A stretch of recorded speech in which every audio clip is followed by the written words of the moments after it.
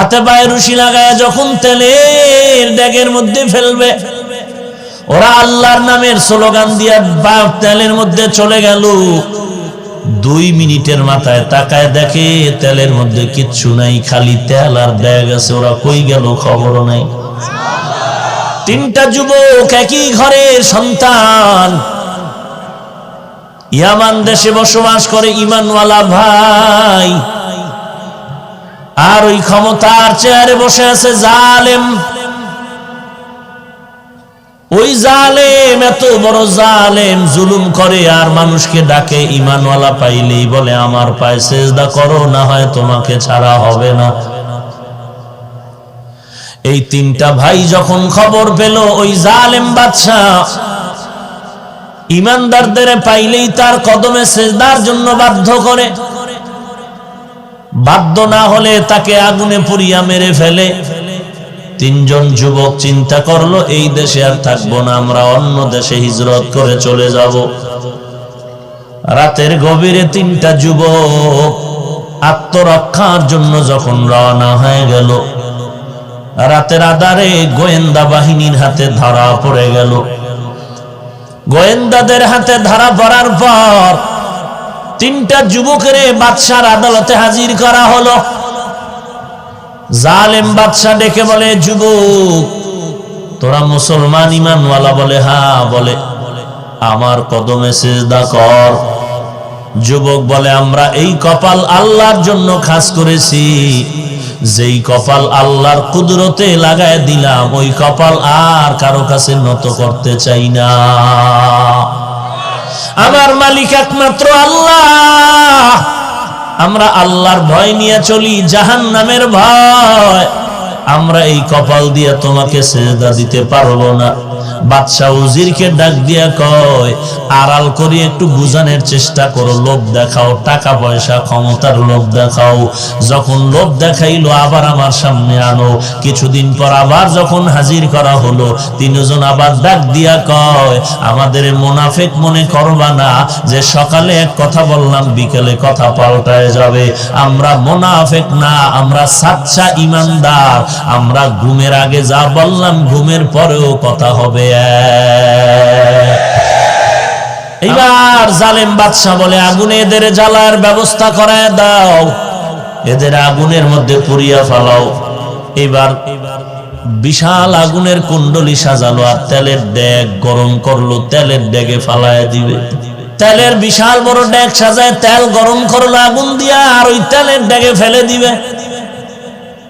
ওজির ডাক দিয়া কয়, বাদশা 3টা ভাইয়ের মধ্যে বড় 2টা ভাই, এদেরকে অনেক বুঝাইলাম তারপরও তারা মানে না, এদেরকে তেলের ডেকে ফালায় দাও।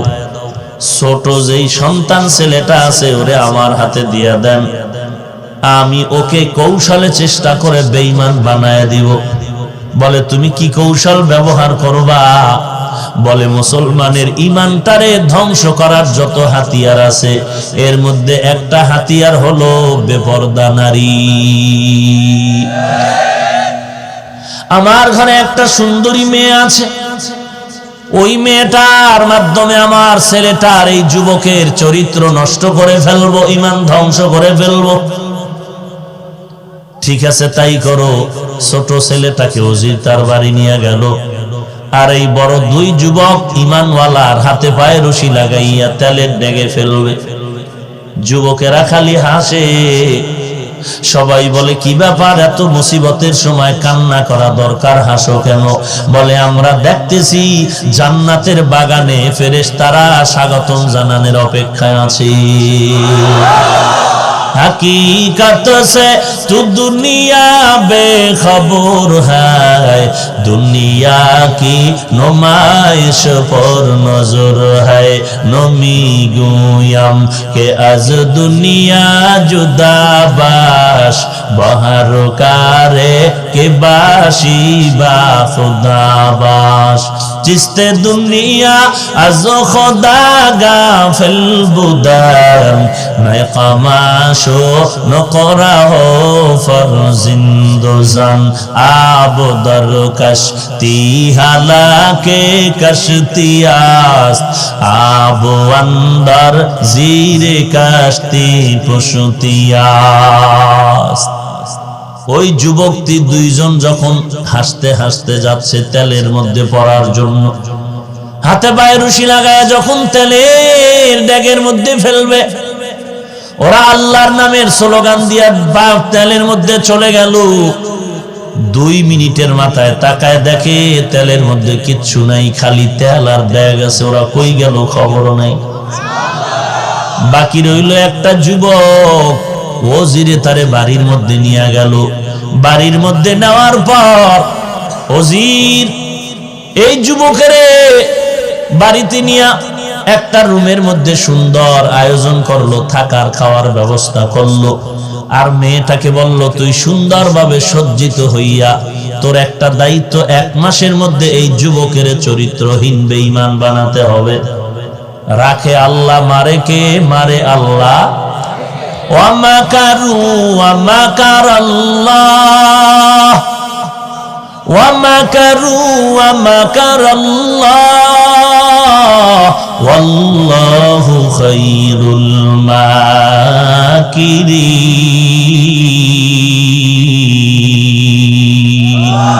الماكرين كلامে জিন্দা কোরআনে হাকিম হিকমতে ও লা ইয়াজালাসতু কদিম জামিউল ইলমি ফিল কোরআনে হাকিম তাকাসারাত আনহু আফহামুর রিজালি ভাইরা আমার কষ্ট হয় এবার ওই যুবকের সামনে যুবতী মেয়েটা যত যায় একদিন যায় ফিরে আয় ভয় ভিতরে কাজ করে কারণ আল্লাহ বলেন বান্দা তুই কি পরিমাণ চালাকি করবি তোর চালাকির সামনে কি আল্লাহর জ্ঞান কম না না 80 বছর লাগায় মুসলমানের বিরুদ্ধে যেই ষড়যন্ত্র করবি মুসলমান 1 মিনিটের চিন্তা করলে তোর 80 বছরের সব ধ্বংস হয়ে যাবে এরে নবীর উম্মতের দল মেয়েটা যায় আসে কিন্তু কাছে যাইতে পারে না ভয় কিসের ভয় তাও জানে না আর বাকি আছে 2-1 দিন মেয়েটাকে বাবাই জিজ্ঞাসা করলো কি পারলি কি পরিমাণ বলে মোটেও না আমি যতবার যাই যুবক চোখ বন্ধ করে শুধু জবান দিয়া আল্লাহর নামের জিকির করে চোখ বন্ধ আমার দিকে যেন নজরও না পড়ে চোখ বন্ধ হয়ে আছে এবার মেয়েটা ঘরে যায় বলে বাবা আর একটা সপ্তাহ সময় বাড়ায় আনো বাদশার থেকে বলে ঠিক আছে বাড়ায় নিব ব্যবস্থা করো মেয়েটা এইবারও ফেল হয়ে গেল প্রায় 1 সপ্তাহের শেষ একদিন বাকি এবার মেয়েটা নিয়ত করছে যে কোনো উপায়ে আমি তার শরীর টাচ করব মেয়েটা কিনারায় গিয়া ডাক দিয়া কয় এই আল্লাহর বান্দা আমি হাত বাড়াইতে চাই সামনে আগায় না কেন কেমন যেন হাত অবশ হয়ে যায় বাঁকা হয়ে যায় তোমার মধ্যে এমন কি মেডিসিন আছে বল যেই মেডিসিনের কারণে আমি হাতটা সামনে নিতে পারি না কি ব্যাপার বলে ও বোন তুমি যদি এই মেডিসিনের খবর নিতে চাও তাহলে মেডিসিন তোমাকেও গ্রহণ করতে হবে বলে করব আমি করব বলে করলে কি হবে আমার সাথে ওয়াদা দাও তুমি যদি আমার মেডিসিন গ্রহণ করো তো এই ঘর বাড়ি থাকা যাবে না মা বাবা মানা যাবে না চলে যেতে হবে মেয়েটা কিছুক্ষণ বাবার পরে বলল হ্যাঁ আমি রাজি হয়ে গেলাম যারে দিয়া ভূত সারাবে এরই কি পাইলো এটাই ইসলামের নিয়ম আবু জাহাল ইয়ামান থেকে জাদুকর আনছে ভাড়া কইরা মুহাম্মদের কোরআনের মন্ত্র বন্ধ করার জন্য মোহাম্মদ যে কোরআনের মন্ত্র বলে আর মানুষ পাগল হয়ে যায়, এগুলো বন্ধ করতে হবে। জেমাত নামের জাদুকর নিয়ে আসছে ভাড়া করে। জেমাত নামের জাদুকর মক্কায় আসার পর বলে কোন লোকটা এই মন্ত্রগুলো পড়ে তারে দেখতে হবে। এবার আবু জাহাল লোক পাঠিয়ে দিল, মোহাম্মদের আসতে বলো। জামাত নামের জাদুকর রাহমাতুল লিল আলামিনকে দূরের থেকে দেখা মাত্র চেয়ার থেকে দাঁড়ায় গেল। কারণ এমন মায়ার নবী আমার, যে নবীর চেহারার দিকে নজর করলে পেটের ক্ষুধা নিবারণ হয়ে যায়। এরে নবীর উম্মতের দল, এমন একজন নবী পাইলা, ওই নবীকে ১৫০০ বছর পরে কত বেঈমানেরা চিনল, নবীর আদর্শ দেখে মুসলমান হয়ে গেল। আর তুমি নবীর উম্মত হয়ে মুসলমানের ঘরে জন্ম নিয়া ওই নবীর চিহ্ন, নবীর আদর্শ তুমি গ্রহণ করতে পারলা না। আমার নবীর আদর্শ দেখিয়া আমেরিকার বৈজ্ঞানিক নীল আর্মস্ট্রং মাইকেল কলিন্স কালেমা পড়ে মুসলমান হয়ে গেল। আমার নবীর আদর্শ দেখিয়া ১৫০০ বছর পর ভারতের শিব শক্তি স্বরূপজি কালেমা পড়ে মুসলমান হয়ে গেল। হাজার হাজার বিধর্মীরা মুসলমান হয়ে গেল। আর তুমি মুসলমানের ঘরে জন্ম নিয়া আমার নবীর আদর্শ মানতে পারো না।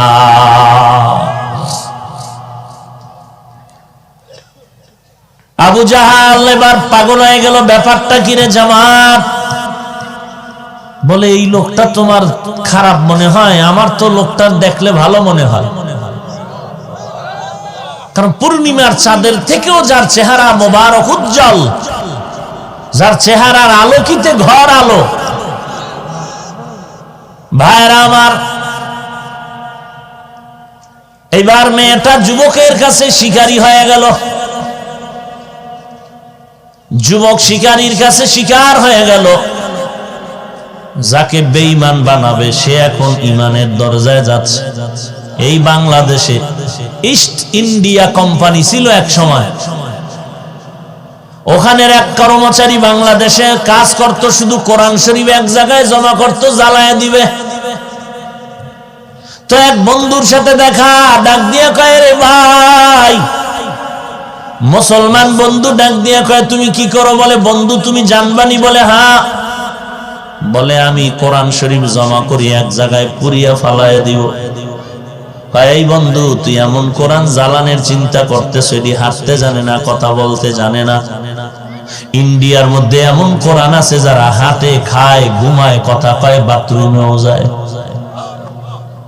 মানে তাই নাকি? বলে, হ্যাঁ। তুমি এই কোরআন বন্ধ করলে কি হবে? ওই কোরআন কেমনে বন্ধ করবা যারা হাঁটে, খায়, ঘুমায়? বলে, আর দেখতে হবে তো এরা কেমন। চলো, দিল্লি শাহী জামে মসজিদের পাশে হেফজখানা আছে, ওখানে নিয়ে গেল। আর একটা হাফেজ ছাত্রকে ডাকিয়া বলে, কোরআন পড়। কোরআনের তেলাওয়াত শুরু করলো। কিছুক্ষণ পড়ার পরে বলে, আমি নামাজের টাইম হয়ে গেল, বাথরুমে যাও। বাথরুমে গেল, ওযু করলো, নামাজ পড়লো, খানা খাইলো, আবার তেলাওয়াত। এক পর্যায়ে চোখের পানিগুলো পড়তেছে আর বলে, আমার অন্তরের মধ্যে কোরআনের আওয়াজ এমন হিট করলো। এই বন্ধুরে কয়, তুমি যদি বাড়ি যাও, আমার বাবারে গিয়া খবর কইও, তোমার সন্তানের কোরআন জ্বালাবার জন্য চাকরি দিয়েছিলা, ওই কোরআনে তোমার সন্তানের অন্তরের কুফরি জ্বালাইয়া ইমানের বাতি জ্বালাইয়া দিয়েছে। ই কালামে জিন্দা কোরআনে হাকিম, হিকমতে উলা ইয়াজালাস্তু কাদিম, জামিউল ইলমি ফিল কুরআনে হাকিম, তাকাসারাত আনহু আফহামুর রিজালি। ভাইরা আমার, এইবার মেয়েটা যুবকের বলে, কি মেডিসিন আছে? বলে, তুমি এই মেডিসিন যদি জানতে চাও, শুনতে চাও, তো তোমাকেও আমার লাইনে আসতে হবে। বলে, আসবো। বলে, আমার মধ্যে যে মেডিসিন আছে এটা হলো ইমানের কালেমা, লা ইলাহা ইল্লাল্লাহু মুহাম্মাদুর রাসূলুল্লাহ। বলে, এই মেডিসিন আমি পড়লে কি হবে? বলে, তুমি আমার বোন হয়ে যাবা, ধর্মীয় লাইনে তুমি মুসলমান। মেয়েটা বলে হয়ে গেলাম। মেয়ে এখন রাতের বেলা কালেমা পড়ে মুসলমান হয়ে গেল। যুবক বলে এখানে থাকা যাবে না, চলো আমরা আত্মগোপনে চলে যাই। এইবার মেয়েটাকে নিয়ে আল্লাহর বান্দা রওয়ানা। জঙ্গল পাহাড় পেরিয়ে পেরিয়ে রাত্রটা শেষ করিয়া এরপরে সামনে দিন পার পাহাড়ে আশ্রয় নিল। আবার যখন রাত শেষ হয়ে গেল এরপরে অনেক দূরে চলে গেল। রাত অন্ধকার রাত পেরিয়ে এরপরে নিরাপদ জায়গায় গিয়া রাস্তায় হাঁটতেছে মেয়ে আর ছেলে যুবক। কিন্তু এখনো তো তাদের সাথে কোনো ধর্মীয় কোনো সম্পর্ক ইমানের সূত্রে এখনো হয় নাই। শুধু এতটুকু দুজন ইমানদার ভাই বোন এতটুকুই আছে, অন্য কোনো সূত্র নাই। কিন্তু দুজন তো ইসলামের শরীয়তে একজন আর একজন আর বেগানা। যার সাথে বিয়া হালাল তাকে বিয়ার আগে দেখা দেওয়া হারাম। আল্লাহর বান্দা এখন ভয় পাইতেছে আবার কোন মুসলমান না জানি ধরে আমাদেরকে সন্দেহ করে। কিন্তু হঠাৎ করে তাকায় দেখে এই যুবক রাস্তার সামন দিক থেকে একটা বাহনে করে দুইটা যুবক সন্তান আগাচ্ছে। ঘোড়ার পিঠে আসতেছে, খুব শান শওকাত। ওই যুবক বলে আমরা ভয় পেয়ে একটু গোপন হতে চাইলাম। ওরা ঘোড়ার পিঠে দাও আরোহণ আরোহিত অবস্থায় বলল, না না তোমরা কোনো ভয় পাইবা না, আমরা তোমাদের আপন হয়ে আসতেছি তোমাদের উপকার করার জন্য। এবার দুজন দাঁড়ায় গেল। এবার কাছে আইসা দুই যুবক ঘোড়ার পিঠ থেকে নেমে গেল। নামার পরে এইবার বলে ভাই আমাদের চিনুনি? ছোট ভাই বলে না চিনি না। গলা জড়ায় কান্না করে আর বলে রে ভাই আমরা সেই তেলে পোড়া দুই ভাই যে আমাদের তেলের মধ্যে ফেলেছিল।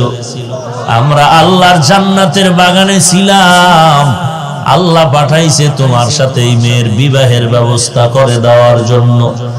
আমরা দুই ভাই সাক্ষী হয়ে বিয়ার ব্যবস্থা করে দিলাম, আবার বিদায় নিলাম, দেখা হবে জান্নাতের ময়দানে।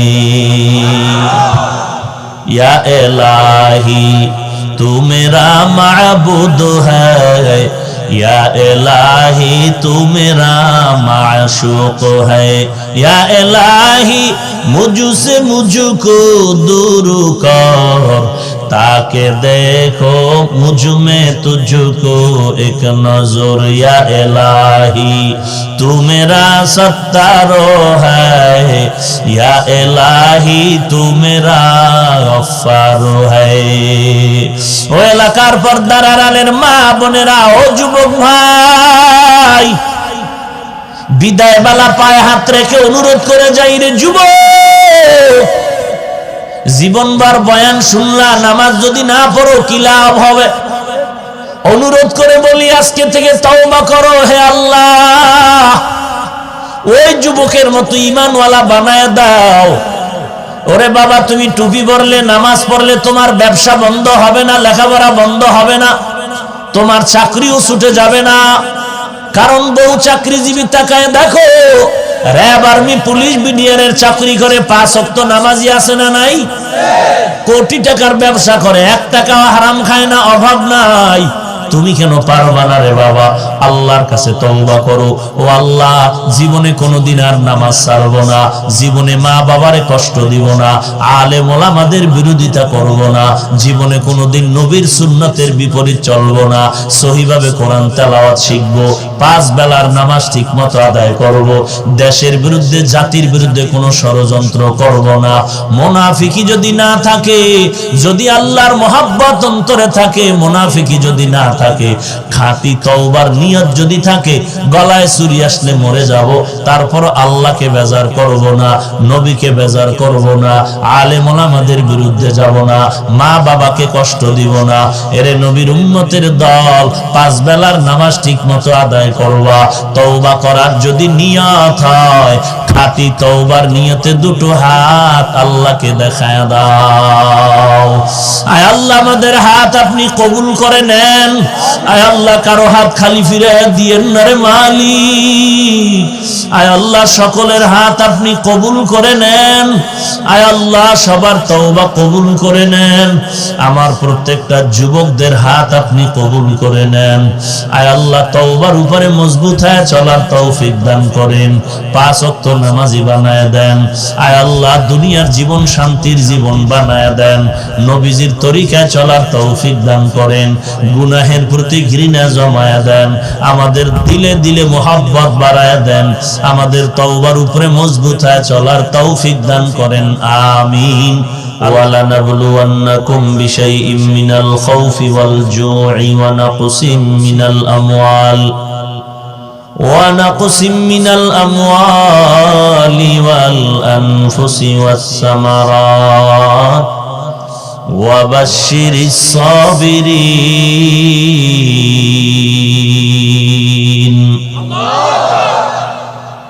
আল্লাহ তাআলা বলেন, হে গোলাম,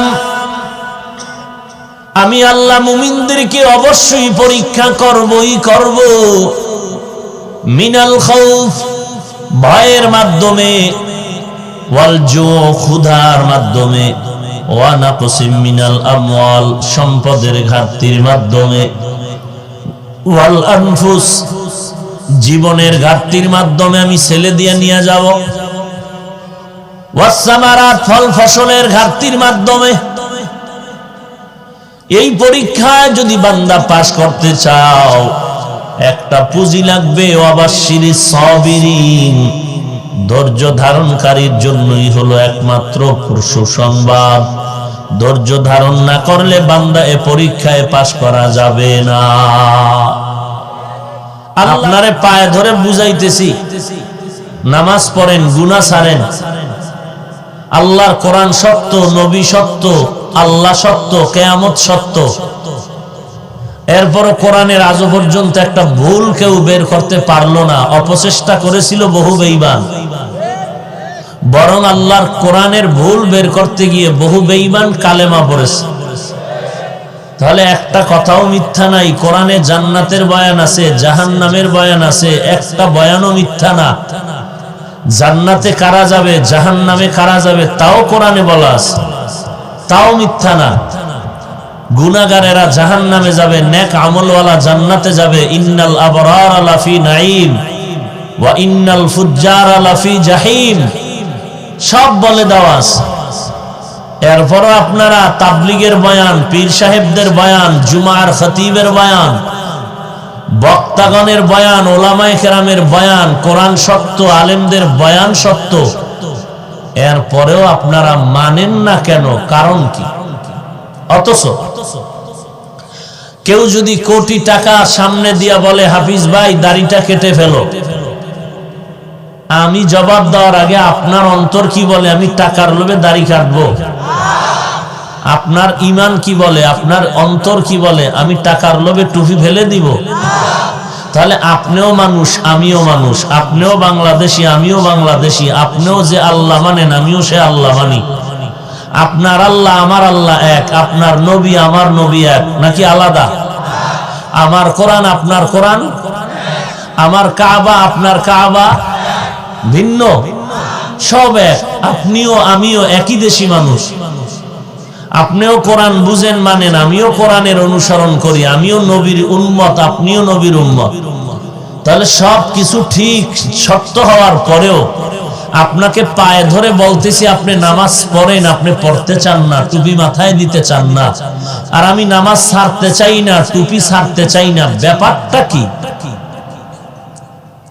বরং এই টুপির কারণে, নামাজ পড়ার কারণে, লম্বা জামা পরার কারণে, কওমি মাদ্রাসায় পড়ার কারণে, তাবলীগ করার কারণে, দেওবন্দি হওয়ার কারণে কত গালি, কত বাজে কথা।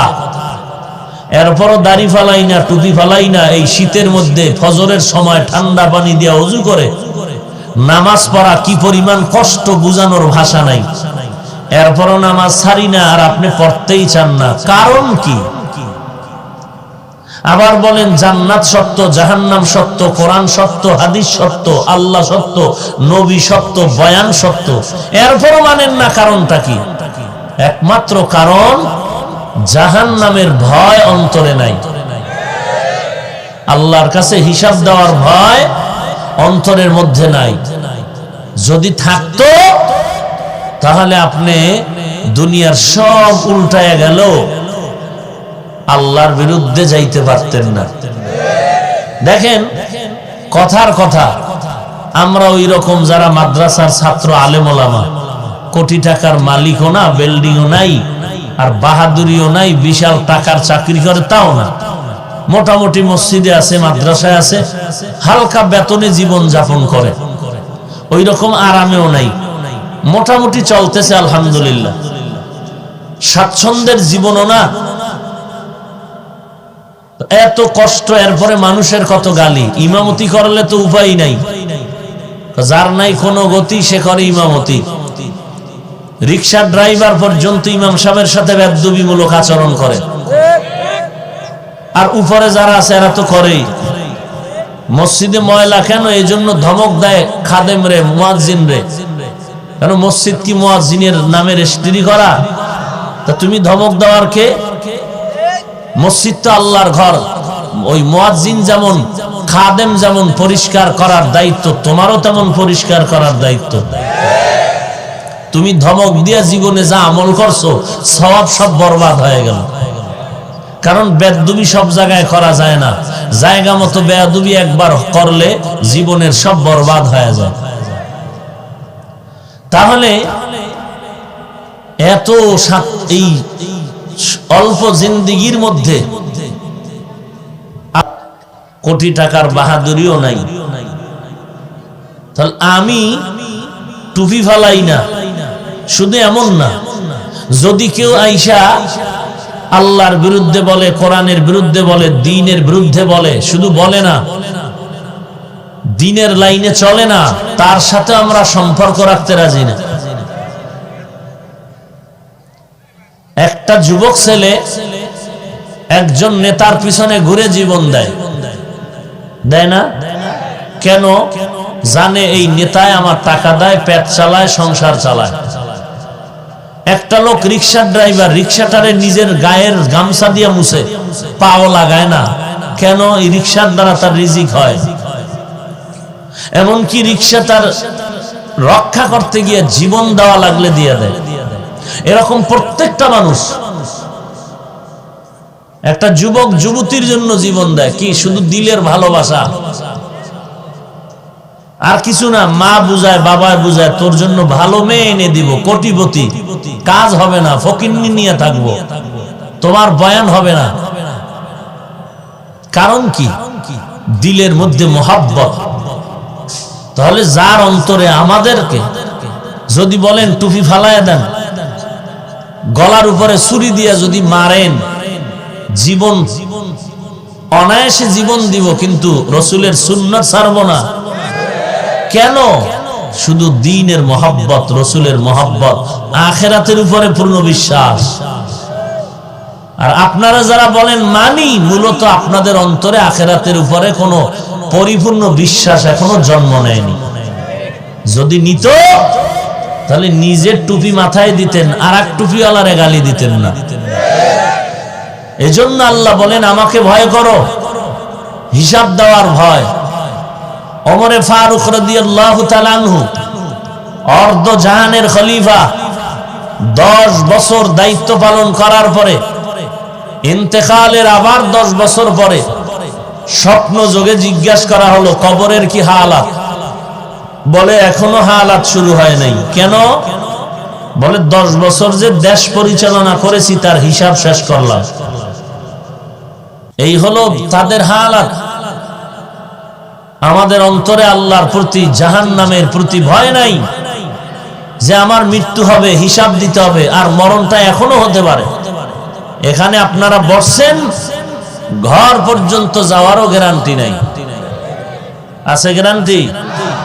এজন্য আল্লাহ বলেন আমাকে ভয় করো। আল্লাহুম্মা সাল্লি আলা রূহি মুহাম্মাদিন ফিল আরওয়াহ ওয়া সাল্লি আলা জাসাদি মুহাম্মাদিন ফিল আজসাদ ওয়া সাল্লি আলা কলবি মুহাম্মাদিন ফিল কুলুব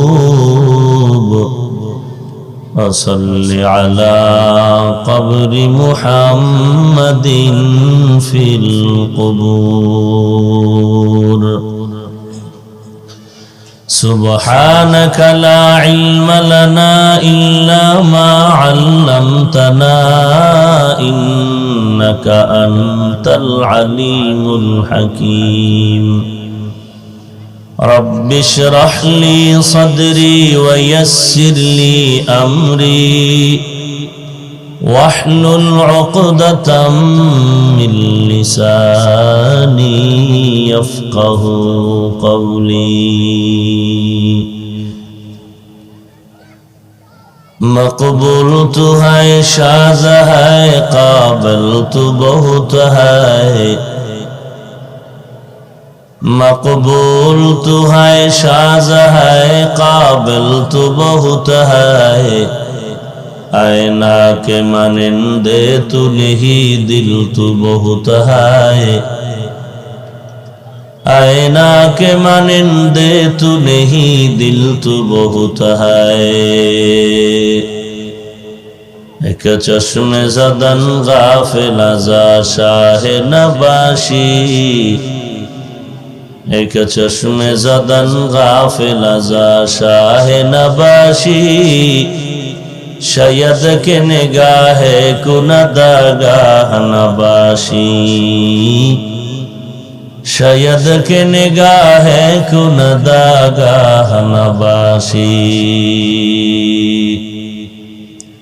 الفت میں برابر کے وفا ہو کہ جفا ہو الفت میں برابر کے وفا ہو کہ جفا ہو ہر چیز میں لذت ہے اگر دل میں مزہ ہو ہر چیز میں لذت ہے اگر دل میں مزہ ہو রিবাব দাও ভলিউম দাও দোহার কেন্দ্রীয় ঈদগাহ মাঠের উন্নয়ন কল্পে আয়োজিত বার্ষিক ওয়াজ ও দোয়ার মাহফিল 28 ডিসেম্বর 2019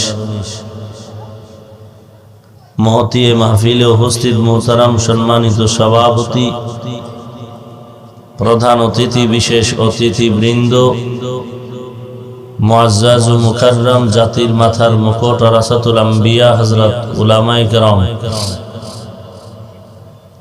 দূর দূরান্ত থেকে আগত আল্লাহ পাকের আশিকিন জাকিরিন শাকিরিন মুহিব্বিন মুরব্বিয়ান এজাম কলিজার টুকরা আমার সমবয়সী যুবক বন্ধুগণ স্নেহের ছোট ভাই পর্দার আড়ালে অবস্থানরত শ্রদ্ধেয় সম্মানিত মা ও বোনেরা রব্বুল আলামিনের দরবারে লাখো কোটি শুকর ও সুজুদ যে মহান রব্বুল আলামিনে ফিতনার জামানায় কোরআন ও সুন্নাহর ভিত্তিতে সহি তরিকায় কিছু কথা বলার জন্য শুনবার জন্য আমাদেরকে কবুল ও মঞ্জুর করেছেন নিয়ামতের শুকর আদায়ার্থে মুসলমান হিসেবে ঈমানের আওয়াজকে উঁচু করে এক আওয়াজে উচ্চ কণ্ঠে সকলেই নিয়ামতের শুকর আদায় করি আলহামদুলিল্লাহ লক্ষ কোটি দরুদ ও সালাম সৈয়দুল মুরসালিন রাহমাতুল লিল আলামিন শফিউল মুজনিবিন খাতামুন নবিয়্যিন সৈয়দুস সাকালাইন ইমামুল মুরসালিন শফিয়ে আযম রাসূল আকরাম রহমতে আলম নবিয়ুল আরব ওয়াল আজম হাবিব কিবরিয়া আশরাফুল আম্বিয়া সৈয়দুল আম্বিয়া शफीअ महशर साक़ी कौसर आका इनामदार मदीना का ताजदार आफ़ताब नबूवत फ़ख्र मौजूदात सय्यदुल मखलूक़ात हज़रत मुहम्मदुर रसूलुल्लाह सल्लल्लाहु अलैहि व आलिहि वसल्लमेर উপর সর্বোপরি শুকর যাদের অক্লান্ত পরিশ্রমের মাধ্যমে আজ এই সুন্দর আয়োজন সময় পরামর্শ অর্থ দিয়ে দোয়া করে উপস্থিত হয়ে মাইক লাইট প্যান্ডেলের ব্যবস্থাপনার মাধ্যমে সহযোগিতার হাত যারা বাড়িয়েছেন প্রত্যেককেই আল্লাহ রাব্বুল আলামিনের খিদমতের বিনিময়ে দুনিয়াতে শান্তি, পরকালে চির মুক্তির ব্যবস্থা করে দিন। সংক্ষিপ্ত সময়ে কিছু কথা বলার জন্য কোরআনে হাকিমের এক আয়াতে কারিমা তিলাওয়াত করেছি। বিশ্বনবী, শেষ নবী, মহানবী, শ্রেষ্ঠ নবী সাল্লাল্লাহু আলাইহি ওয়া আলিহি ওয়াসাল্লামের অসংখ্য অগণিত অমীয় বাণী পবিত্র হাদিস শরীফের মধ্য থেকে একটি হাদিসের অংশ পড়েছে। আয়াত ও হাদিসের আলোকে ইখলাস রুহানিয়াতের সমন্বয়ে কিছু কথা আমাকে বলার মতো, আপনাদেরকে শুনবার মতো হিম্মত, ধৈর্য, তৌফিক আল্লাহ পাক দান করুন। ওয়া আম্মা মান খাফা মাকামা রাব্বিহি ওয়া নাহান নাফসা আনিল হাওয়া, যারা আল্লাহর দরবারে দাঁড়িয়ে হিসাব দেওয়ার ভয়ে নিজের নফসকে গুনাহের থেকে বাঁচায় রাখবেন, ফাইন্নাল জান্নাতা হিয়াল মাওয়া, আল্লাহ বলেন অতঃপর নিশ্চয়ই তার ঠিকানা হবে শান্তির জায়গা, জান্নাতুল মাওয়া। রাসূলুল্লাহ সাল্লাল্লাহু আলাইহি ওয়া আলিহি ওয়াসাল্লাম ইরশাদ করেন, কুল্লু উম্মতি আলা কুল্লুকুম রাঈন ওয়া কুল্লুকুম মাসউলুন আন রাইয়াতিহি, সাবধান হে উম্মত, তোমরা প্রত্যেকেই দায়িত্বশীল এবং হাসরের দিন যার যার দায়িত্বের হিসাবের কাঠগড়ায় দাঁড়িয়ে জবাব দিতে হবে। এ হলো আয়াত ও হাদিসের সংক্ষিপ্ত তরজমা। আল্লাহ রাব্বুল আলামিন বিশেষ একটা দিনকে ইঙ্গিত করে গোটা দুনিয়ার মানুষকে সতর্ক বাণী পৌঁছায় দিলেন, সাথে সাথে আশার বাণীও দিলেন। বিশেষ দিনটা হলো কিয়ামতের দিন।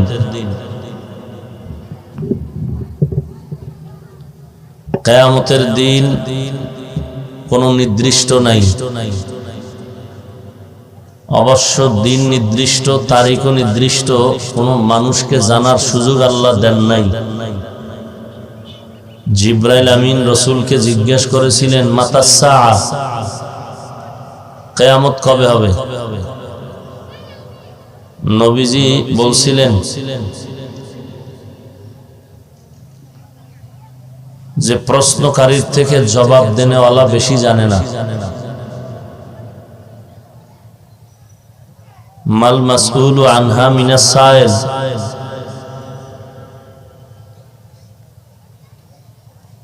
অর্থাৎ জিবরাইল আমিন আবার জিজ্ঞেস করলেন, তো কিয়ামত কবে হবে যেহেতু আপনি জানেন না, কিয়ামতের নিদর্শন কি বলুন। নবীজি নিদর্শন বলেছিলেন। তো কিয়ামত হবে, এটা ঈমানদারের বিশ্বাস, এটাই বাস্তব। তবে কবে হবে এটা কোনো বান্দাকে আল্লাহ জানার সুযোগ দেননি, এটা একমাত্র আল্লাহই ভালো জানেন। তবে কিছু পদ্ধতি বা চিহ্ন, আলামত রাসূল বলে গেছেন যে এই চিহ্ন দেখলে মনে করবা যে কিয়ামত খুব নিকটবর্তী। আবু হুরায়রা রাদিয়াল্লাহু আনহু থেকে বর্ণিত এক হাদিসে কিয়ামতের আলামত সম্পর্কে রাসূল বলেন, এবং হাদিসে জিবরাইলের মধ্যে নবীজি বলছেন যে এমন একটা সময় আসবে যে গোলাম মালিকের ভূমিকা পালন করবে, মালিক গোলামের মতো থাকবে, শিক্ষিত অশিক্ষিতের মান সমান হয়ে যাবে, দরিদ্র মানুষগুলো অট্টালিকা তৈরি করবে।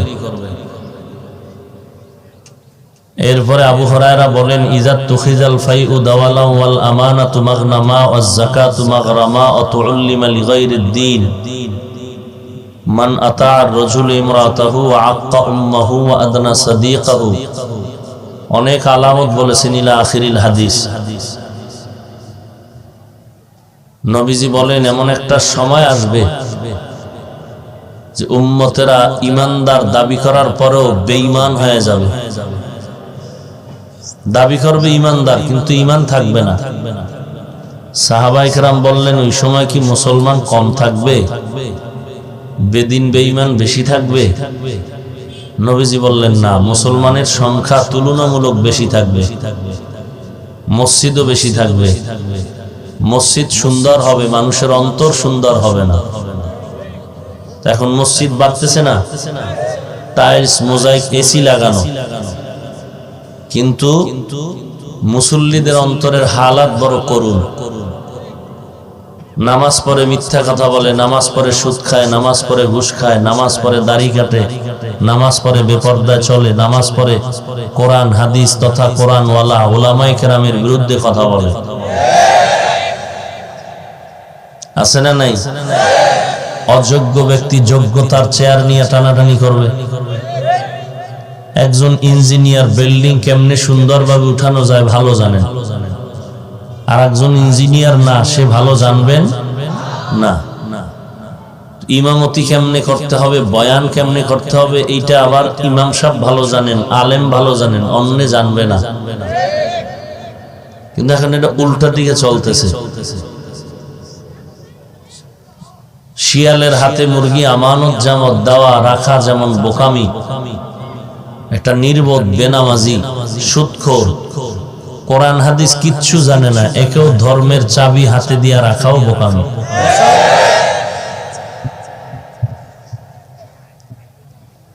এই জন্য আল্লাহ বলেন, সাবধান হে মানুষ, আমার দরবারে দাঁড়িয়ে কিন্তু একদিন হিসাব দিতে হবে।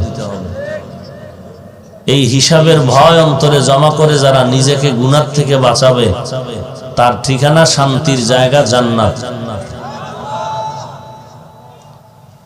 কিছু কিছু বেঈমান তো আছে, কিয়ামত বিশ্বাসই করে না, কিয়ামত বিশ্বাসই করে না। কিসের কিয়ামত? মানুষ মরে গেলে মাটির সাথে নিশ্চিহ্ন হয়ে যাবে, এটা আবার কিভাবে উঠবে?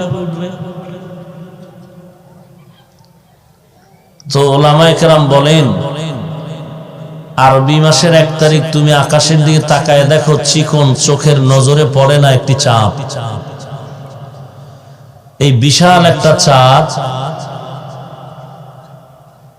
এই চাঁদটা চিকন থেকে যৌবন পেয়ে পেয়ে আস্তে আস্তে 14 তারিখে পুরা ভরপুর যৌবন লাভ করে।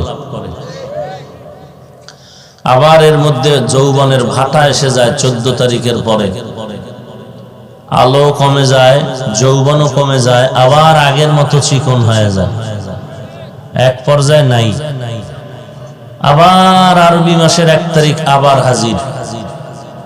এইভাবে প্রতিটি মাস বছর ঘুরে ঘুরে আসতেছে। তো এত বিশাল একটা চাঁদ, এই চাঁদের যদি আল্লাহ নাইয়ের থেকে আবার অস্তিত্ব দিয়া, চিকন থেকে যৌবন দিয়া, আবার যৌবন দূর করে ভাটা লাগাইয়া নিশ্চিহ্ন করে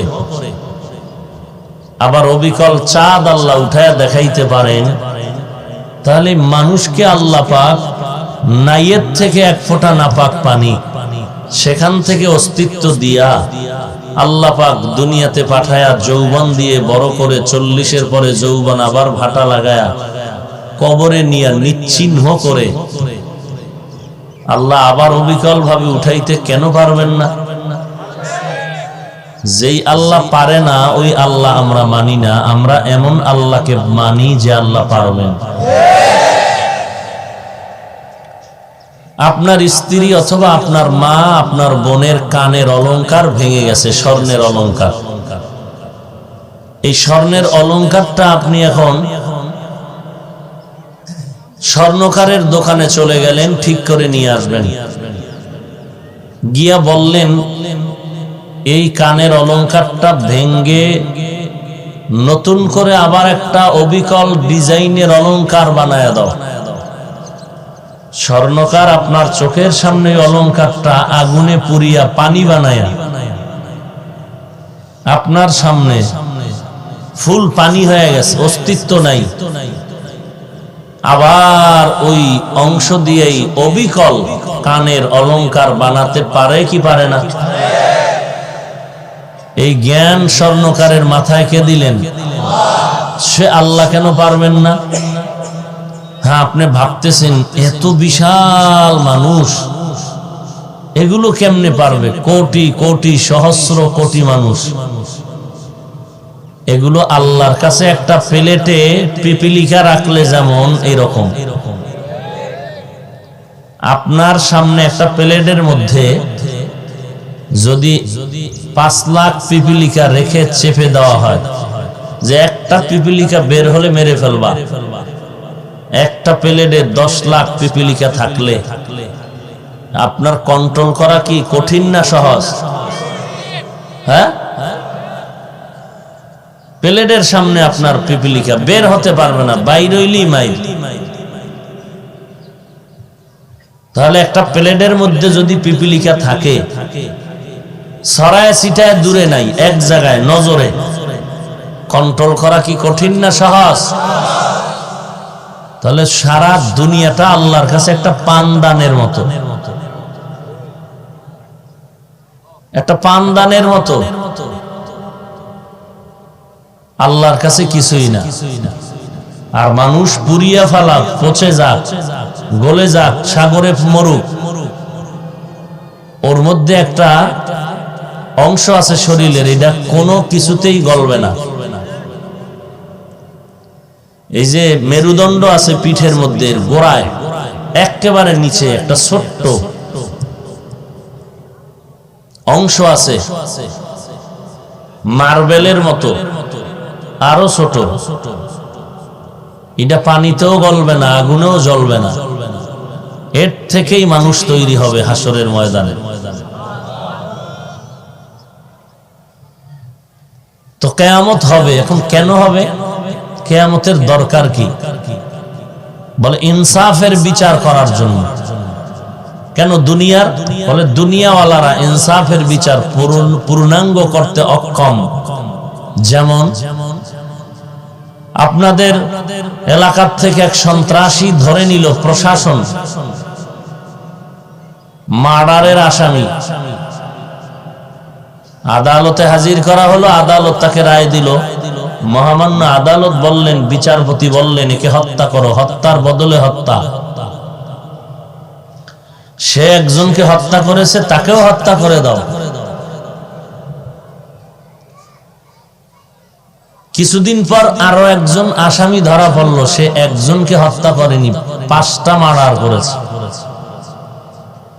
তাকেও ধরে আদালতে নেওয়ার পরে রায় দিল, তাকেও হত্যা করে দাও। আগের আসামিকে হত্যা করলো কয়জনের বদলে? আর এখন যে কে হত্যার আদেশ দিল কয়জনের বদলে? 5 জন। তো আগের তুলনায় যদি তাকে হত্যা করা হয়, নিয়মে বিচার কয়জনেরটা হইল? বাকি রইল কত? এই 4 হত্যার বিচার পৃথিবীর কোন আদালত করতে পারবে না। এজন্য আর একটা ইনসাফের আদালত দরকার, এর নাম কিয়ামতের আদালত। ওই আদালতের বিচারপতি হবেন আল্লাহ, আর বিচারালয় হবে সিরিয়ার জমিন, আর মাঠ হবে এই জমিন। কিয়ামতের মাঠ হবে এই জমিন। এখন উঁচু নিচু আছে, পাহাড় পর্বত কিচ্ছু থাকবে না। ইসরাফিলের সিংহার ফুৎকারে সব সমান হয়ে যাবে। অনুফিখা ফিস সূরি ফাতাতুনা আফওয়াজা, সব সমান হয়ে যাবে। কিয়ামতের হুঙ্কার বড় মারাত্মক। তো কিয়ামত হবে, এটাই ঈমানদারের বিশ্বাস। যারা বিশ্বাস করে না তারা ঈমানদার হইয়াও বেঈমান। এরা চাপার জোরে ঈমানদার, হাকিকতে এরা বেঈমান। অবিল আখিরাতি হুম ইউকিনুন। মুমিনের পরিচয় একটা হলো যে কিয়ামত হবে, এর উপরে বিশ্বাস রাখা।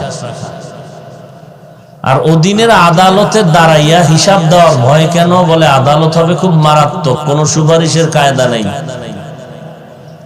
বিচারপতি আল্লাহ কেমন হবেন? দুনিয়ার বিচারকরা নতুন ভাবে চেয়ারে বসলে একটা ভাষণ দেয়, যে আমার অবস্থা কেমন হবে, আমি যে বসলাম আমি কিভাবে পরিচালনা করব বিচারালয়।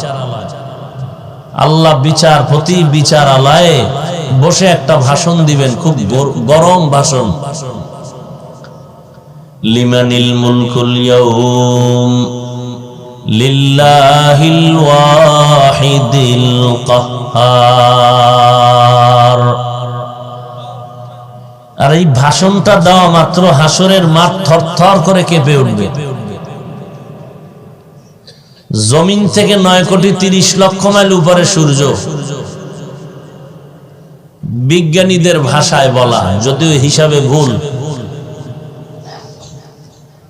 এই সূর্যের একটা মুখ জমিনে দেওয়া।